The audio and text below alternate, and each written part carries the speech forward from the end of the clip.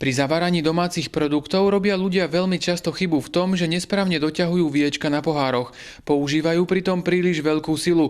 Reklamačný technik firmy Brikol vysvetľuje, aká je správna technika pri uťahovaní viečok na zaváracích pohároch a akú chybu ľudia najčastejšie robia. Viečko, ktoré je preťahnuté tou neprimeranou silou, má také vyrovnané tieto cuplíky, ktoré idú do závitu. To sa dá ľahko poznať. A toto viečko už nie je možné reklamovať, pretože je vlastne zničené. Tu máme dve viečka, ktoré jedno je dobré a druhé je preťahnuté viečko. Toto preťahnuté viečko, keď sa pozrieme takto z boku, tak je vidieť, že je šikmo. Je takmer vyrovnané. Áno, každý ten jeden zub v podstate ide do šikma. Normálne to potiaľto. Áno. Takto. No a pretočené samozrejme ide ďalej, až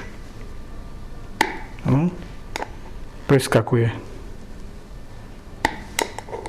A to je príčina vlastne, že ten zub je vyrovnaný. Ako už som spomínal, problém nie je v tom, že treba to silno zatiahnuť, stačí primeraná sila. Problém je v samotnej technológii zavárania, že to viečko má v podstate tou expanziou pustiť vzduch a potom naspäť, keď sa to zmršťuje, tak to má utesniť. To viečko sa má pritiahnuť tomu ústiu.